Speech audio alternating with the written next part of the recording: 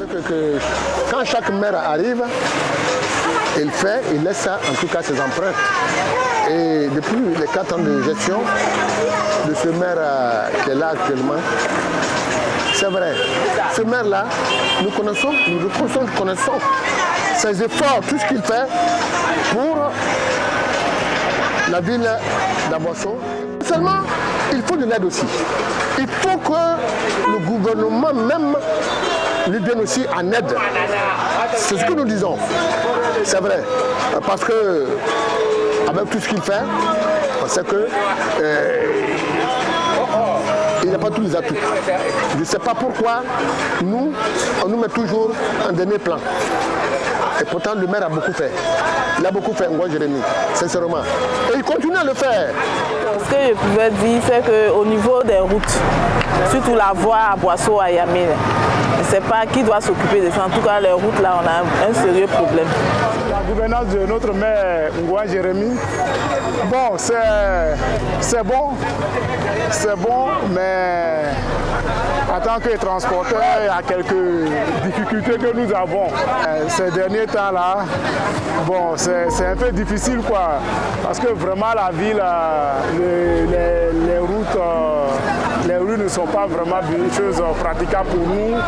Ce notre papa, le maire Ngouan Jérémy, vraiment pense à la population, à nous, surtout les transporteurs de la commune, vraiment pour qu'on puisse travailler de façon bien. Sinon, il a apporté quelque chose à la ville.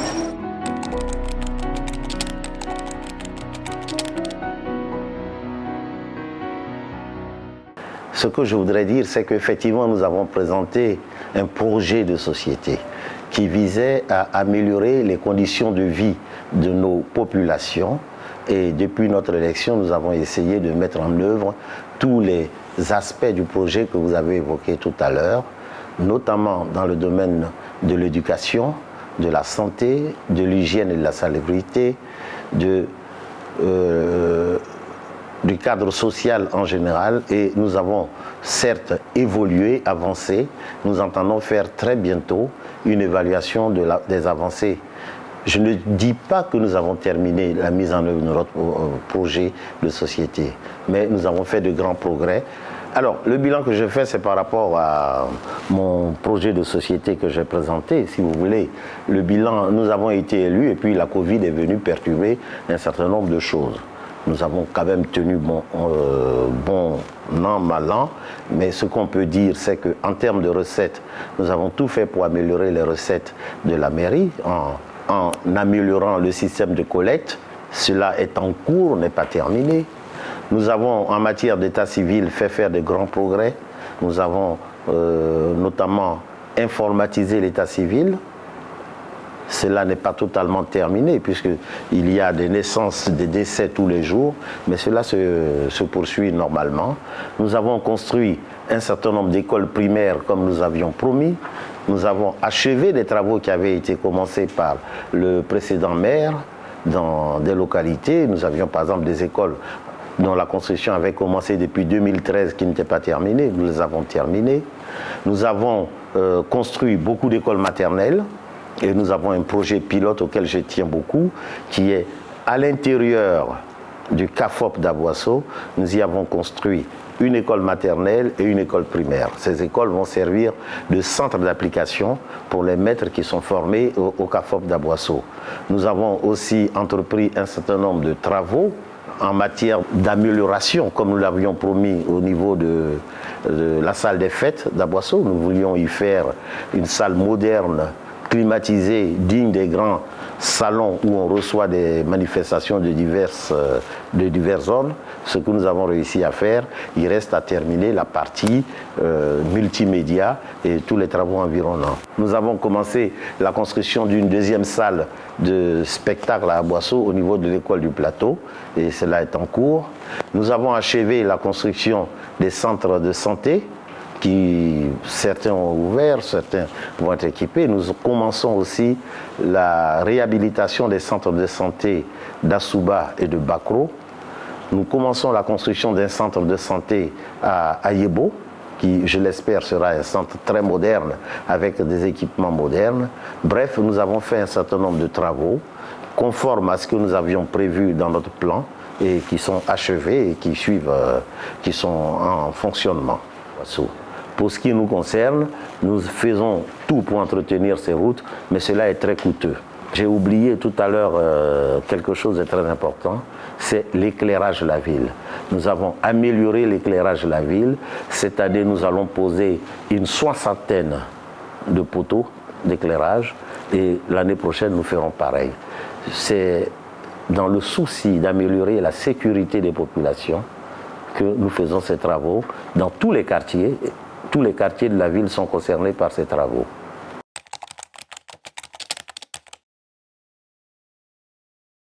Concernant les routes, vous savez qu'il y a un gros problème, une difficulté qui, je l'espère, sera bientôt levée.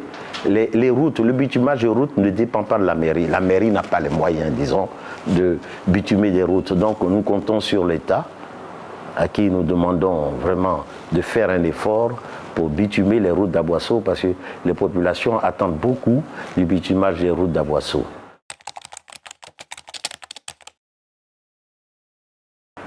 Le budget, écoutez, quand nous avions été élus, nous avions un budget d'à peu près 700 millions. Nous sommes en train de nous battre pour dépasser le milliard par l'amélioration des recettes, c'est-à-dire par un meilleur recensement des contribuables, un meilleur recouvrement. Mais tout ce budget, croyez-moi, est consacré au développement de la ville et des infrastructures. Tenez, cette année, par exemple, dans le budget, nous avons mis un fonds très important pour aider les indigents. Parce qu'il se trouve que nous avons encore dans notre commune des gens qui n'arrivent pas à manger tous les jours. Nous allons les aider à avoir de quoi se nourrir et les aider à pouvoir se soigner. Et tout cela fait partie de notre responsabilité d'après notre entendement. Ce budget est élaboré selon les règles classiques, hein, c'est-à-dire que nous avons un président de commission qui s'occupe de collecter tous les besoins, qui regarde les dépenses, et nous essayons de faire en sorte que les dépenses soient largement inférieures aux recettes pour pouvoir consacrer beaucoup d'argent à l'investissement. Parce que ce qui crée et sécurise la valeur, c'est l'investissement. Alors, il y a deux choses. Vous avez évoqué deux assertions. La première, c'est le triennal. Le triennal, c'est le plan qu'on fait sur les 3 ans pour programmer les investissements. Et le budget, lui, il a une durée de vie annuelle, c'est sur l'année. Oui, la population est prise en compte puisque l'objectif, c'est de satisfaire les besoins de la population. Quand nous programmons, par exemple, de construire une école dans le programme triennal, c'est parce que nous estimons que la population, dans un quartier donné, à un endroit donné, a besoin d'écoles. Lorsque nous prévoyons de construire, d'améliorer le marché, en éclairant le marché, c'est pour sécuriser les commerçantes qui sont au marché et pour garantir aussi un meilleur approvisionnement à la population. Lorsque nous équipons un centre de santé, c'est aussi pour la population que nous le faisons. Donc, si vous voulez, notre préoccupation première, c'est vraiment les soucis. La préoccupation, c'est l'amélioration du cadre de vie de la population. C'est notre raison d'être. Et c'est pour cela que nous disons toujours que nous sommes au service de la population. Il est participatif dans la mesure où nous tenons compte d'abord des désirata de la population et de leurs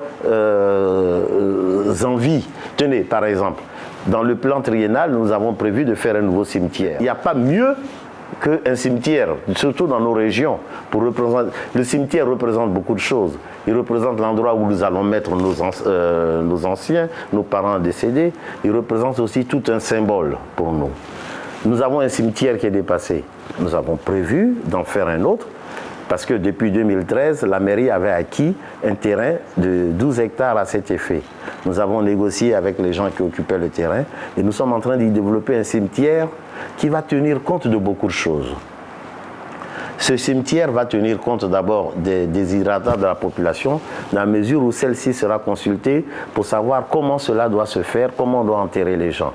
Le cimetière va tenir compte aussi d'un certain nombre de critères sociologiques. Nous allons y faire pour la première fois, comme ça existe à Abidjan, des cimetières avec des caveaux. Les familles pourront acquérir des caveaux, de sorte que nous pourrons faire en sorte que dans leur dernière demeure, des familles entières restent au même endroit pour éviter la prolifération des tombes. Donc ça, si vous voulez, voilà une préoccupation de la population dont nous tenons compte.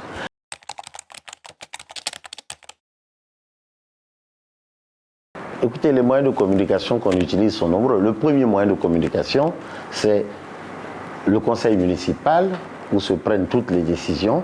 Et ce conseil municipal est ouvert à la population. Nous avons des représentants de différents quartiers, des comités de quartier qui viennent participer, assister au conseil municipal.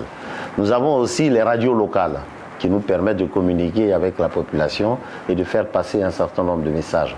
Tenez, par exemple, pendant la campagne de la Covid, pendant la période de la Covid, nous avons organisé des séances de vaccination à la mairie et ce sont les radios locales qui ont porté le message.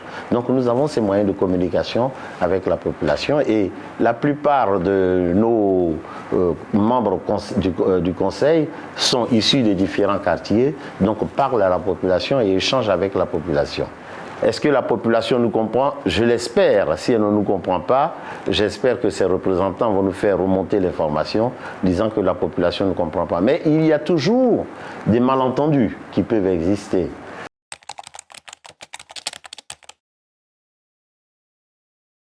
La coopération décentralisée, il s'agit en fait d'une opération, disons, de coopération internationale.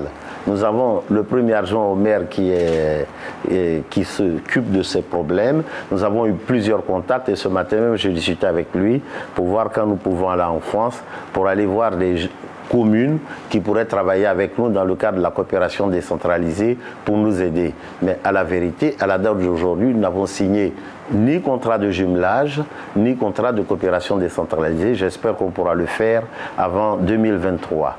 Alors, nous avons aussi quand même l'aide de certaines communes d'Abidjan avec qui nous discutons, qui nous apportent un concours financier pour nous aider dans certains projets. Et je ne voudrais pas citer leur nom ici, mais sachez que certaines communes d'Abidjan nous aident localement, pas en coopération internationale, mais localement dans certains de nos projets.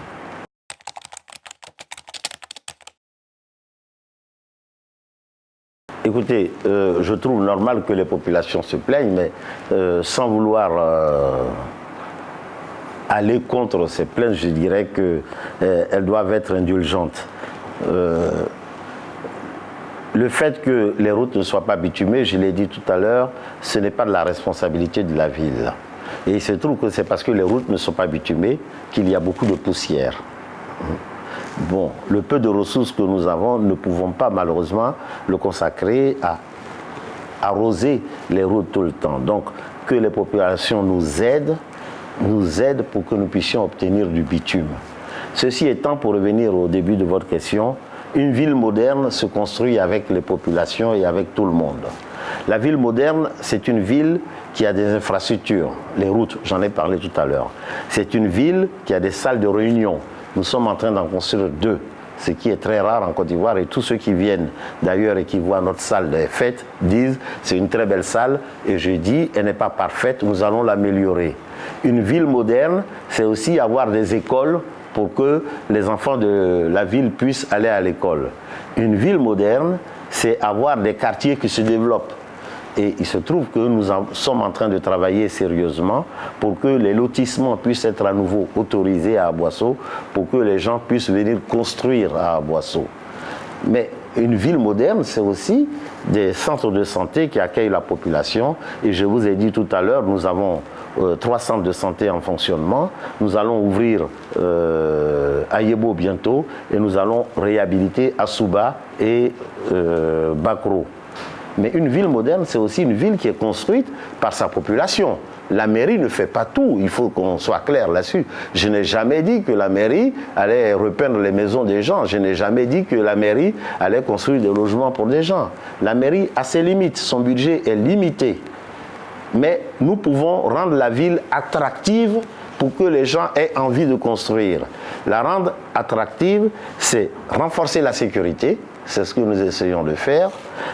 C'est en éclairant mieux la ville, nous essayons de faire en sorte que les gens aient envie de venir construire, en ouvrant les lotissements, en améliorant l'électrification des quartiers. Nous espérons que les natifs de la ville auront envie de venir construire dans leur ville, mais cela a ses limites. Le maire ne peut pas tout faire. Hein. Je n'ai jamais dit que, en tant que maire, je ferai tout cela. Moi, je peux créer un cadre, faire en sorte que ça se fasse, mais je reconnais mes limites. Si vous regardez bien la carte de la Côte d'Ivoire, le Sud Komo est une région au produit de l'EVA, du palmier, de la banane, beaucoup de vivriers. Donc c'est vraiment une région agricole. Donc le premier créateur d'emplois, c'est d'abord l'agriculture dans notre région. C'est pour cela que nous avons, en plus, je ne vous cache pas que dans un métier qui concerne l'EVA, le métier de seigneur, il n'y a pas beaucoup d'enfants de la région. C'est pas normal. Donc nous avons un projet qui consiste à faire en sorte que ces enfants puissent être formés pour exercer ce métier. Nous avons le métier dans les services, c'est-à-dire les tricycles et tout ça, c'est des métiers qui ne peuvent prospérer que si l'agriculture elle-même est bien installée et avance. Donc, et il y a maintenant l'auto-emploi. Nous aidons aussi les jeunes à faire leur auto-emploi dans la mesure où, lorsqu'ils veulent demander des aides pour financer leur activité, nous avons mis des fonds à leur disposition. Et comme je vous le disais tout à l'heure, ces fonds rentrent bien, ce qui permet de créer des emplois. Et je préfère cette formule-là parce que il y a plus de responsabilité de la part des jeunes. Ils exercent plus de responsabilité en faisant cela, ce qui n'est pas leur cas lorsqu'on les guide un peu trop, lorsqu'on les oriente un peu trop. Mais un jeune qui vient avec son projet, nous disons, allez voir tel organisme de crédit, on est prêt à vous aider. C'est superbe. Là, nous sommes dans une position, dans une posture d'accompagnement des projets des jeunes et j'avoue que c'est ce qui est préférable à mes yeux. Mais je crois que, en termes de montant, les aides accordées aux jeunes et aux femmes depuis 3 ans ont largement dépassé les 80 ou 90 millions. Le projet d'agriculture, lui, il concerne à peu près, je crois que c'était 250 jeunes que nous voulions former. Et nous travaillons avec un cabinet à sa mise en œuvre. Ça va concerner 250 jeunes. Je puis vous dire une chose, l'objectif, c'est d'aider ces jeunes à exercer un métier qui, à notre avis, est délaissé et qui est largement rémunérateur. Hein. Le métier de seigneur dans les plantations des VA, vous savez que ça rapporte bien. Mais il n'y a pas beaucoup de jeunes de la région. Donc nous espérons les convaincre à accepter d'aller exercer ce métier avec l'aide d'un cabinet, parce que là, encore une fois, nous avons l'humilité de dire que ce n'est pas notre métier. On a fait appel à un cabinet qui travaille et qui va monter ce projet pour nous.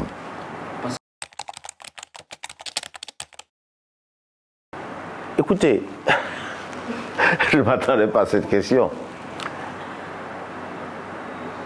Pour moi, le problème de ma candidature aux élections dépend de la mission que je me suis assignée. Si les électeurs estiment que j'ai bien rempli mon rôle, même de manière imparfaite, et que je dois continuer, je me présenterai. Mais moi, pour ce qui me concerne en tout cas, l'amour que j'ai pour les Aboissolais est tel que je dis, je suis prêt à me mettre à leur service, comme je l'ai été depuis plus de 10 ans. J'ai toujours été à leur service. Je rappelle que pendant que j'étais à l'Assemblée, je me suis présenté sous la forme d'un contrat auprès des populations, en disant aux populations, si vous m'envoyez à l'Assemblée, je vais vous représenter. Je pense avoir été un bon représentant, dans la mesure où on m'a fait l'honneur, je vous le dis, de me mettre, j'ai été président du Parlement de l'UEMOA, en étant à l'Assemblée, et je dirais, toute coquetterie mise à part, que lorsque le président Soro a quitté l'Assemblée, j'ai été pressenti pour le remplacer et j'ai été le candidat de l'opposition. Donc, je suis prêt à me mettre au service de la population d'Aboisseau, si elle le désire, bien sûr. Je n'ai aucune prétention, mais quand j'étais à l'Assemblée, j'ai toujours dit à la population, tout ce qu'on me verse à l'Assemblée, je vous le reverserai. C'est pour cela que tout ce que je gagne à l'Assemblée, je l'ai pris pour soigner la population en termes d'opération des yeux. Je faisais venir des médecins du Canada, de France, pour venir opérer les yeux de la population, des opérations de goitre. J'ai tout mis au service de la population. Je suis prêt à recommencer cela parce que j'estime que je dois beaucoup à cette population et je dois lui donner un peu de ce que je sais faire. Aujourd'hui, je suis le maire. Si la population veut me faire confiance, il y a encore beaucoup de chemin qu'on peut faire ensemble. moi, en tout cas, j'ai confiance en elle. Maintenant, j'espère qu'elle pourra me faire confiance, mais je fais tout pour être digne de cette confiance en me mettant largement à son service, et la population le sait, je suis à son service. Dans une autre activité, je puis vous dire que pour prouver ma confiance vis-à-vis de la population, il y a dans cette population, vous le savez bien, plus de 600 jeunes à qui j'ai offert des bourses d'enseignement supérieur à titre personnel. 600 jeunes. On parle beaucoup, mais j'ai dit, je veux bien, hein, sans faire de comparaison, je veux bien trouver d'autres personnes qui pourront dire qu'elles ont fait ça pour la jeunesse d'Aboisseau. Moi, 600 bourses accordées aux jeunes d'Aboisseau pour leur permettre de faire des études d'enseignement supérieur. Sans vouloir me vanter, et ça, je vais parler comme on dit dans les rues d'Aboisseau, j'ai fait un peu. J'ai fait un peu.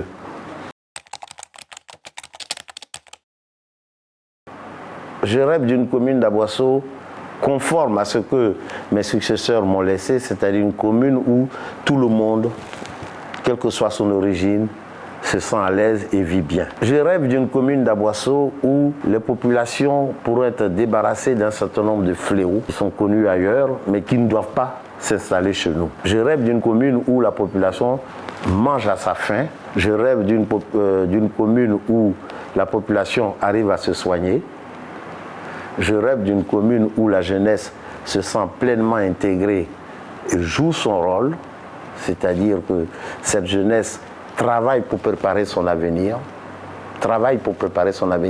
j'insiste là-dessus, où cette jeunesse va à l'école, encouragée par ses parents et la mairie. Je rêve d'une jeunesse d'une ville où la jeunesse, suivant en cela l'exemple que nous avons donné depuis quelques années, en donnant, vous savez que nous allons jusqu'à donner des cours de cuisine aux restaurateurs d'Aboisseau, que nous organisons pour améliorer leurs prestations, pour leur manière de faire. Et bientôt, je parlais même j'évoquais la possibilité de donner des cours d'informatique.